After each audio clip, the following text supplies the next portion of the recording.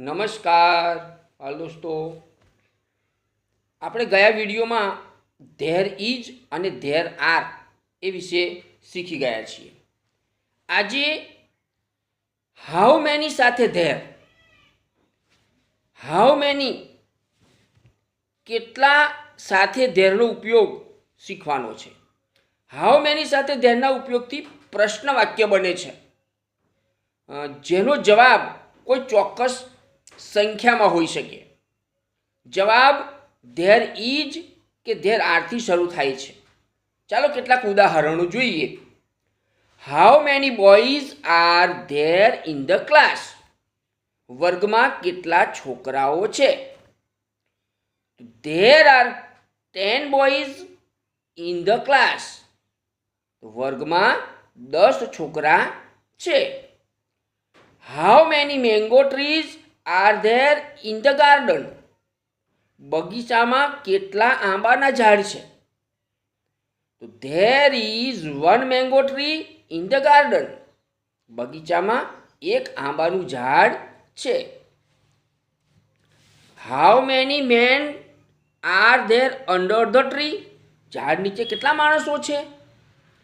તો there are 2 men under the tree. ઝાડ નીચે 2 માણસો છે. મિત્રો, ચાલો હજી આપણે ધેરનું પુનરાવર્તન કરી લઈએ, એનો સારાંશ જોઈએ. ધેર સ્થળ સૂચક તરીકે નહીં, પણ વાક્યની શરૂઆતમાં કોઈ વ્યક્તિ, પ્રાણી કે વસ્તુનો નિર્દેશ કરવા માટે વપરાય છે. વાક્યની શરૂઆતમાં આવે એટલું જ, તેનો કોઈ વિશેષ અર્થ નથી, છતાં કર્તાનું પદ શોભાવે છે. ધેર સાથે ટુ બી ક્રિયાપદના વર્તમાન કાળના રૂપો ઇઝ અથવા આર મુકાય છે. જેમ કે there is a picture on the wall. દિવાલ પર ચિત્ર છે. અંગ્રેજી ભાષામાં આ પ્રયોગ ખૂબ સામાન્ય છે. In, on, under, near prepositions વ્યક્તિ કે વસ્તુ જ્યાં છે તે સ્થળનો નિર્દેશ કરે છે. બે નામો સાથેનો સંબંધ જોડી આપે છે, તેથી તેને નામયોગી અવ્યય કહેવાય છે. There are apples in the basket. ટોપલીમાં સફરજન છે. ધેરથી શરૂ થતા વાક્યમાંના ક્રિયાપદ ઇઝ કે આર વાક્યની શરૂઆતમાં મૂકવાથી પ્રશ્ન વાક્ય બને છે, જેનો જવાબ યસ, નોમાં હોઈ શકે.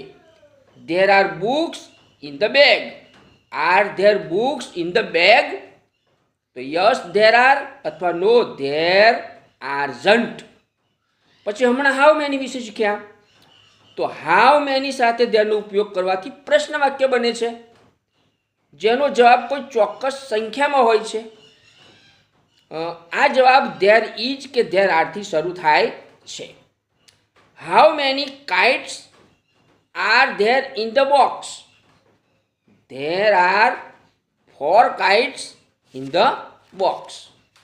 આશા રાખું કે આપને હાઉ મેની વિશે, હાઉ મેની એટલે કેટલા સાથે ધેરનો ઉપયોગ અને એના જવાબ કઈ રીતે અપાય એ સારી રીતે સમજ પડી હશે.